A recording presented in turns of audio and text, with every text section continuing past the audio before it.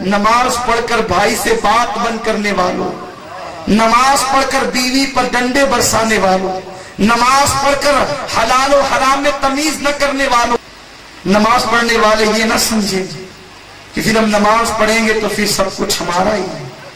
نماز پڑھو جنت کے لیے نہیں، اللہ کی رضا کے لیے۔ جنت تو نبی کے صدقے میں ملے۔ ہم نماز جنت کے لیے نہیں پڑھتے، نماز اس لیے پڑھتے کہ نبی کی آنکھوں کو ٹھنڈک پہنچے، نبی کو خوش کرنے کے لیے پڑھتے، ورنہ خدا پکڑنے پر آئے تو نمازیوں کو پکڑا ہے۔ پھر ایک بزرگ تھے جنہوں نے 70 سال تک پوری زندگی عبادت میں گزاری، مرنے کے بعد کسی نے خواب میں دیکھا، پوچھا کیا حال ہے؟ کہا کہ بخشش نہیں ہوئی، ابھی تو معاملہ رکا ہوا ہے۔ کہا 70 سال عبادت میں گزرے؟ کہا ہاں۔ ایک جملے پر میری پکڑ ہو گئی، اللہ نے ایک جملے پر میری پکڑ کر لی۔ کہا کہ آپ جیسا ولی، آپ جیسا بزرگ کہلانے والا کس پر پکڑ ہو گئی؟ فرمایا اپنے گھر کے آنگن میں بیٹھا تھا، اب بارش کا موسم نہیں تھا، اچانک بارش ہونے لگی، تو جب بارش ہونے لگی تو میرے منہ سے نکل گیا اوف، یہ بے وقت کی بارش۔ میرے منہ سے نکلا بے وقت کی بارش۔ جب انتقال کے بعد رب کے حضور پہنچا تو رب نے پوچھا بندے ہمارے یہاں تو ہر چیز کا ایک وقت مقرر ہے، پھر تو نے بارش کو بے وقت کیسے کہہ دیا؟ جب تک تو بارش کو بے وقت ثابت نہیں کرے گا ہم تجھے بخشیں گے نہیں۔ اب میں کیسے بارش کو بے وقت ثابت کروں؟ موسم تو تم نے بنائے ہیں کہ جون سے لے کر کے فلاں مہینے تک بارش ہوگی، فلاں سے لے کر فلاں مہینے تک گرمی ہوگی، فلاں مہینے سے فلاں مہینے تک سردی۔ تقسیم تم نے کیا ہے، اللہ نے نہیں کیا۔ اللہ جب چاہے بارش برسا دے، جب چاہے سردی کر دے، جب چاہے گرمی کر دے، تو تم نے کیسے کہہ دیا بے وقت کی بارش؟ اللہ کے یہاں تو ہر چیز کا ایک وقت مقرر ہے۔ فرماتے جواب دیتے نہیں بنتا، کیا جواب؟ اور اگر خدا بخشنے پر آئے تو ساری عبادتیں درجات کی ترقی کا ذریعہ بنتی ہیں۔ چھوٹی چھوٹی عبادتوں پر اللہ بخش دیتا ہے، اس لیے کسی گناہ کو چھوٹا سمجھ کر مت کرنا اور کسی نیکی کو چھوٹی سمجھ کر چھوڑ مت دینا۔ امام غزالی رحمت اللہ علیہ 500 کتابوں کے مصنف، 500 کتابیں لکھی، اور ایسے بزرگ ہیں جنہوں نے عالم بیداری میں رسول اللہ کی زیارت کی۔ امام غزالی وہ بزرگ ہیں، بچپنے میں تقوی کا یہ عالم تھا۔ ایک دن استاد نے بلا کر پوچھا غزالی بیٹے تیرا نام کیا ہے؟ نہیں جواب دیا۔ پھر پوچھا غزالی تیرا نام کیا ہے؟ نہیں جواب دیا۔ کہا غزالی تیرا نام کیا ہے؟ اگر میں کتاب کا سوال پوچھتا تو ممکن ہے تجھے یاد نہیں تھا، نہیں بتاتا، نام بھی بھول گیا تو؟ ڈنڈا اٹھایا، خوب مارا، اٹھ کر کے گئے، وضو کر کے آئے، کہا استاد میرا نام محمد ہے، میرے باپ کا نام بھی محمد ہے، میرے دادا کا نام بھی محمد ہے۔ استاد نے کہا بیٹے پہلے بتا دیتا تو مار سے بچ جاتا۔ عرض کیا استاد ڈنڈے کھانا پسند ہے، بے وضو محمد کہنا پسند نہیں۔ بچپن میں جس کے تقوی کا یہ عالم ہو وہ حضرت امام غزالی۔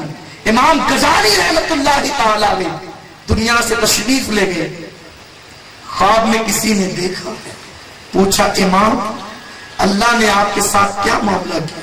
فرمایا جو 500 کتابیں لکھی تھی وہ ایک طرف رہ گئی، اس سے تو درجات بلند ہوئے، نمازیں پڑھی تھی درجات بلند ہوئے، تہجد پڑھی تھی درجات بلند ہوئے، تقوی اختیار کیا تھا درجات، بخشش ہوئی جس پر وہ بہت چھوٹی سی نیکی، بہت چھوٹی سی نیکی پر میری بخشش ہوئی۔ پوچھا وہ کون سی نیکی تھی؟ فرمایا کہ میں کتاب لکھ رہا تھا، کتاب لکھتے ہوئے میں نے دیکھا کہ جو کتاب میں لکھ رہا تھا اس پر ایک چونٹی آئی، اس کے منہ میں دانا تھا، میں نے سوچا کہ اس چونٹی کو پھونک دوں، میں نے سوچا پہلے اس چونٹی پر قلم رکھ کے اس کو مار ڈالوں۔ دل میں خیال آیا غزالی اس کو مار ڈالنے سے تجھے فائدہ کیا ملے؟ تو سوچا چلو مارتے نہیں ہیں، پھونک دیتے ہیں، پھونکیں گے تو چونٹی اڑ جائے گی، ہم اپنا کام کریں گے۔ پھر خیال آیا غزالی اگر تو پھونک دے گا تو دانا الگ گرے گا، چونٹی الگ گرے گی، پتہ نہیں کتنی محنت سے اس نے تلاش کیا ہو۔ پھر اس کو ڈھونڈنے میں وقت لگے گا. امام غزالی کہتے ہیں بس میں نے قلم رکھ دیا اور انتظار کرنے لگا. چونٹی گزرتی رہی گزرتی رہی گزرتی رہی گزرتی رہی, گزر گئی. میں نے کام شروع کیا. جب مجھے موت آئی اللہ کی بارگاہ میں پہنچا تو رب نے فرمایا غزالی تو طاقتور تھا اور میری مخلوق کمزور تھی. تو نے اپنی طاقت کے سامنے میری کمزور مخلوق کو بخش دیا. میرے سامنے تو کمزور ہے, میں طاقتور ہوں. جب تو نے میری کمزور مخلوق پہ رحم کر کے اس کو بخش دیا, اس کے صدقے میں تجھ پہ رحم کر کے میں نے تجھے بخش دیا. اللہ نے چونٹی پر رحم کرنے کے صدقے میں مجھے بخش دیا. اے نمازیوں, نماز پڑھ کر بھائی سے بات بند کرنے والوں, نماز پڑھ کر بیوی پر ڈنڈے برسانے والوں, نماز پڑھ کر حلال و حرام میں تمیز نہ کرنے والوں, آقا فرماتے ہیں جس نے 3 دن سے زیادہ اپنے بھائی سے بات بند کر دی, نہ اللہ اس کی نماز قبول کرتا ہے نہ اس کی دعا قبول کرتا ہے. صرف نماز ہی پر ناز مت کرنا. سوچو اگر غزالی جیسے ولی کو چوٹی پر رحم کرنے کی بنیاد پہ بخشا جا سکتا ہے تو تمہارے دلوں سے رحم کہاں چلا گیا؟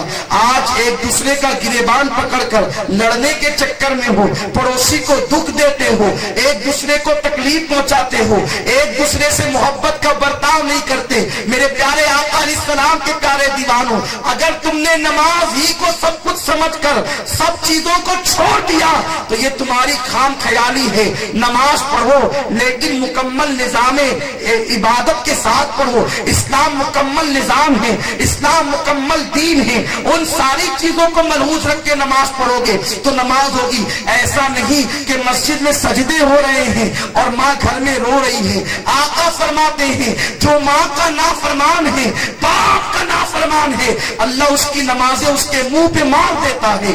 آقا فرماتے ہیں کہ جو اپنی نماز میں اپنے ماں باپ کے لیے مغفرت کی دعا نہیں کرتا اس کی نماز ادھوری رہتی ہے, نامکمل رہتی ہے. اس لیے کچھ لوگ ایسے بھی ہیں جو صرف نماز نماز کا نعرہ لگاتے ہیں اور نبی کو بھول جاتے ہیں. ارے ماں ناراض ہو تو نماز قبول نہیں ہوتی, نبی ناراض ہو تو نماز کیسے قبول ہو سکتی ہے؟ ماں ناراض ہو تو نماز قبول نہیں ہوتی.